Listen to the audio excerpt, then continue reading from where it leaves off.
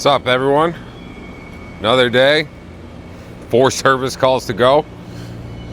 This rooftop here is a York, running off 410 refrigerant.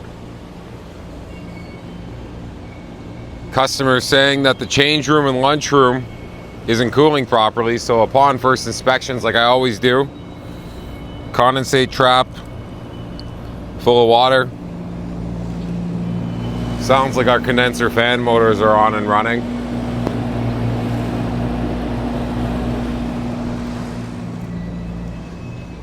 Let's check our compressors quickly.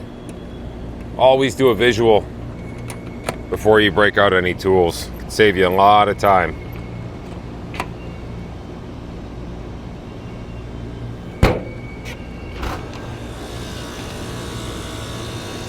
Okay. Suction line cold to the touch on compressor 1, and suction line on compressor 2 is nothing. So either one stage is having issues or they're only calling for one stage at this point in time. Let's pop this last panel open. Look for any codes on the unit. There's our board. Steady heartbeat. Means no errors are present on the machine. Stage 1 contactor energized. Stage 2 unenergized. Let's bump it quickly. Compressor comes on. Let's go grab some tools and we'll throw a gauge on and check it out. This could be an easy start to the day. All right, gauges are set up. We've set our high side up to our discharge line on our second stage, which is our back compressor. That's the one that wasn't coming on. And our suction line there. So what we're gonna do now is we're gonna shut the power off, and we're gonna manually force on first and second stage. All right, so here's our board. Power's off in the unit. There's our R terminal where those 2 red wires are connected. That's gonna be our first side of our jumper. So we're gonna take jumper from R and we're gonna run it to Y1, which is air conditioning. That yellow wire, Y1, hopefully you can see it. So that compressor was already running. And then we're gonna connect a jumper to Y2, which I've already done here, that blue wire. And we're gonna create a bridge from first stage Y1, which is our yellow wire there, what we already have a jumper on, to Y2. Let's energize this.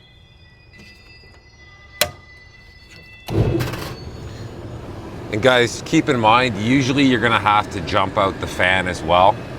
But I know for a fact that this rooftop has the fan in the on setting at the thermostat. So that kind of saves us a step there. And if for some reason your equipment doesn't have the fan on, you're gonna have to get a third jumper from your R to your G, which is right there. G is your fan, Y1, first stage air conditioning, Y2, second stage air conditioning, R is your 24-volt power. And keep in mind as well, with these York rooftops, they're a real pain in the ass. So they have a 5-minute built-in delay to them. Very frustrating. You see that 2 flash? I'll show you here on the error code schematic. So if you look at number 2, control weighting ASCD, it's the worst thing you can ever encounter when you have to constantly shut a rooftop on and off, because you're gonna have to wait 5 minutes every time you cycle power. All right, rooftop just started up. Second stage is connected. We're running 300 PSI, which is about 95 degrees on our pink scale there, which says 410A refrigerant, which is good. Our low side, 115 PSI, 38 degree Fahrenheit evaporator. And the evaporator is what absorbs heat from the space. So 38 degrees Fahrenheit is cool. which is good. I don't think there is any issue with this rooftop. I just think yesterday being 43 degrees and it being an open change room slash lunchroom with these doors opening and closing all day was probably the issue. By the way, don't forget to take your jumpers off the unit when you leave. You're gonna have the customer living in an igloo if you don't. So just give them a pull. System just de-energized because there's no call for cooling inside. Let's go on to the next call. All right, call 2 for today. Take a walk through this dungeon of a boiler room here. Thank God we're not working on these today. Save that for the winter, so stay tuned. Anyways, we're getting our steps in, that's for sure. Up to the roof we go. And there's our culprit right there. Tiny little piss cutter Lennox rooftop. Funny enough, I was here yesterday, picked up a condenser fan motor from Lennox, hence the rooftop. The motor they gave me was defective right from the warehouse, so let's give this a round 2. I'm gonna quickly show you guys how to actually verify that a single phase motor is okay. And this is how I determined yesterday after I installed this. Well, it didn't come on, duh, but I verified after with my same Fluke HVAC meter. The model's a 902 FC in case anyone's interested in grabbing the same one. It does pretty much everything I need. Anyways, so your start and your run windings on a motor are always gonna be your highest resistance.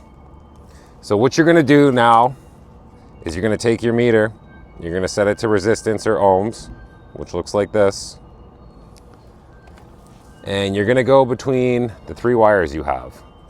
So we're gonna look for our highest one.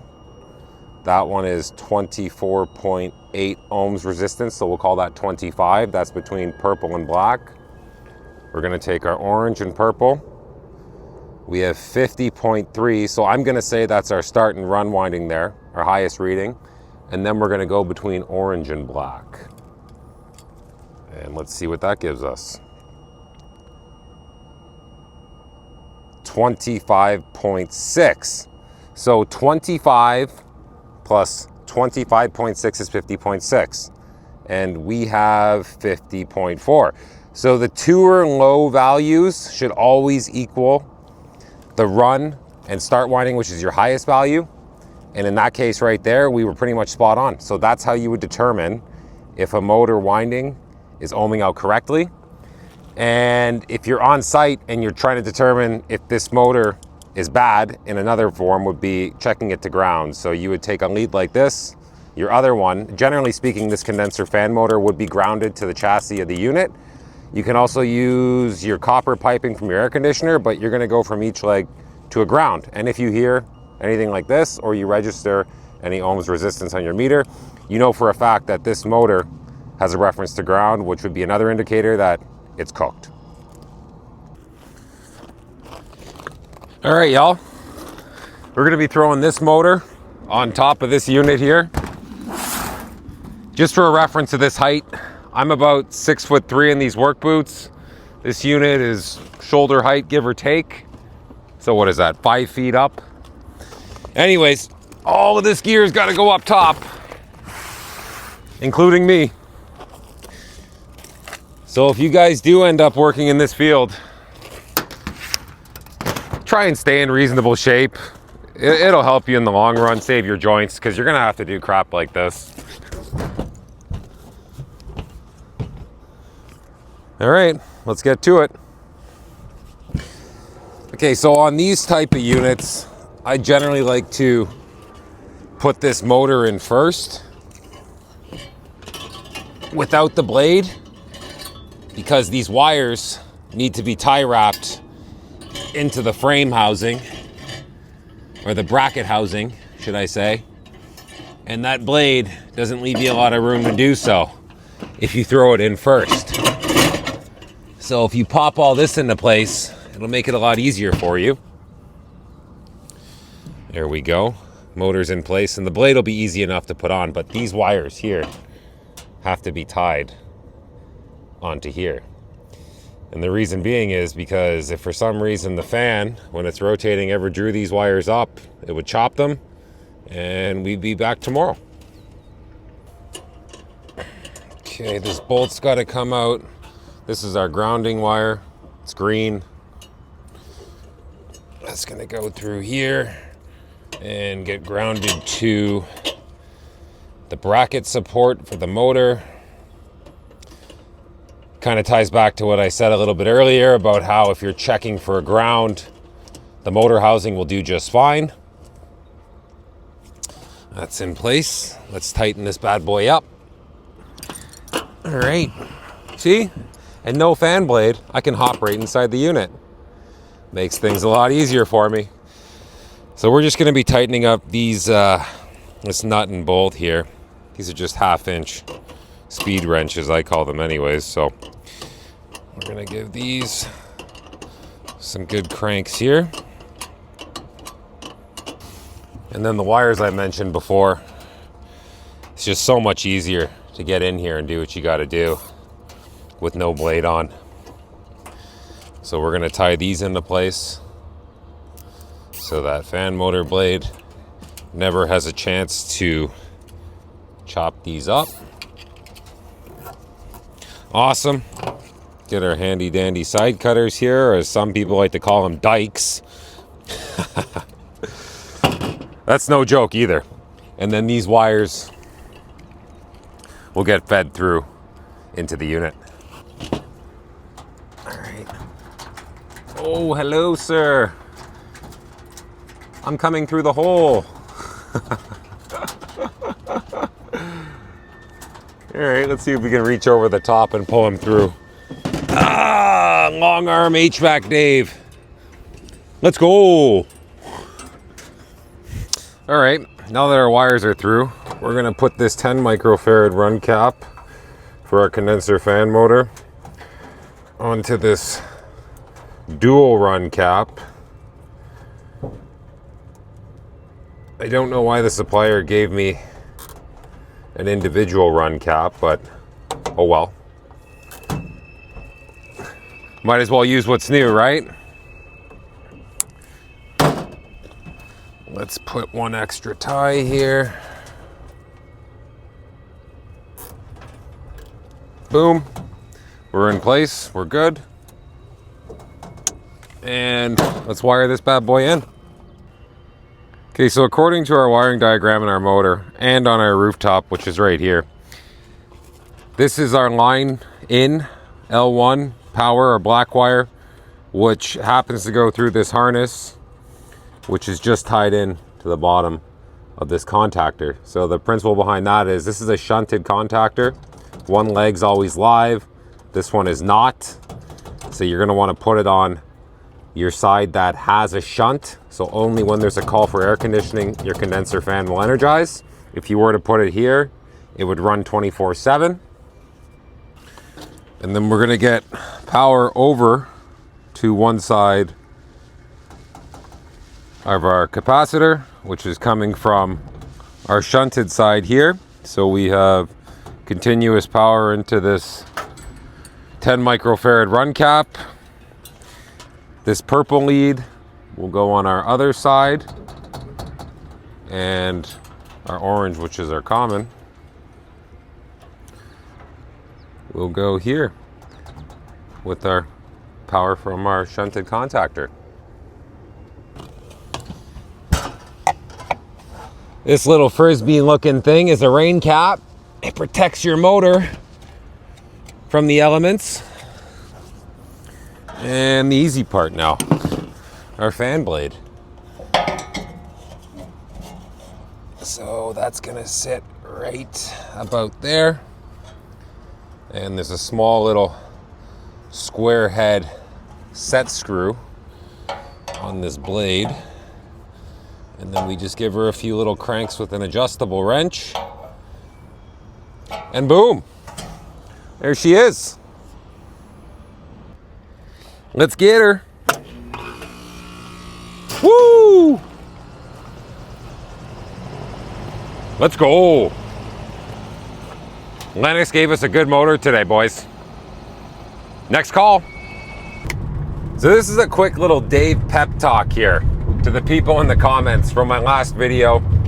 And I'm sure it'll happen again in the future, but everybody that's mentioning that 31 is cold, 40 is cold, I'm not talking about degrees Fahrenheit for anyone that's in the US or wherever else you are. We use Celsius here in Canada. You can Google that. The problem is the HVAC industry, and what I've been taught when I went through trade school, everything was referenced in Fahrenheit. Nobody uses Celsius. So that's hopefully can clear up some of the confusion here. And not to mention too, like, just look at my face. I went 9 shades darker in 48 hours. So you think if I was outside in 40-degree Fahrenheit weather, I'm gonna look like this? Probably not. I'll be pale as a ghost. So from now on, I'll try and reference everything in Fahrenheit, okay? Fair? Good.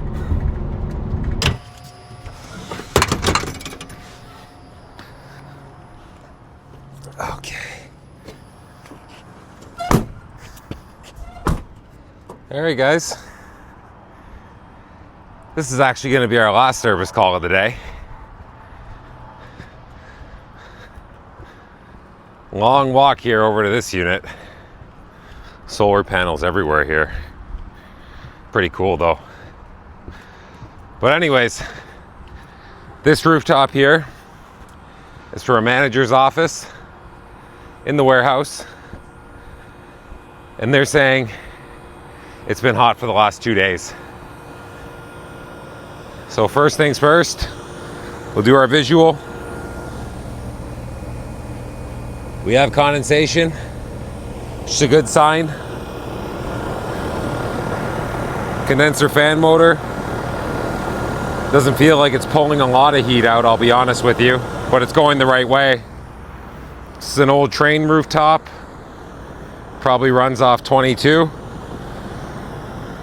Let's figure it out. Okay, we just took the panel off. It doesn't seem like there's any mechanical failures here. All our motors are fine. Our compressor's running away. This is an old rotor lock reciprocating compressor. And I can go into a little bit of detail about that now. The way you could tell the difference between a scroll and a reciprocating tin can compressor, which is what this is, our suction line, which is our return refrigerant, our cold line, I guess to simplify it, is coming in the top of the machine or the compressor, and our discharge, our hot line, is coming off the bottom. That's always a clear sign that you have a reciprocating compressor versus a scroll, which would be the opposite. And I also just noticed too, there's oil buildup all over that discharge rotor lock fitting. So we're gonna throw our gauges on and see what we get. All right, gauge has just been put on. The scale we're gonna use for this one's a little bit different. This is R22, so the green scale. But either way, that's exceptionally low. Our head pressure, it looks reasonable, but that's only because the front panel's off. Our coil's getting bypassed airflow. I think this system is low on charge and is probably leaking right from that discharge fitting. I'm gonna soap it down and see if we see any bubbles. Okay, let's see what we can find. These fittings here, if anywhere was gonna leak, it'd be here. By the way, I'm just using a soap that I picked up from the suppliers. It's made by New Cal Blue. The only difference between this and, well, I guess dishwasher soap is that it won't freeze even up to negative 20-degree Fahrenheit weather. Fahrenheit. So I don't see any bubbles on this discharge fitting. We can check our suction line, but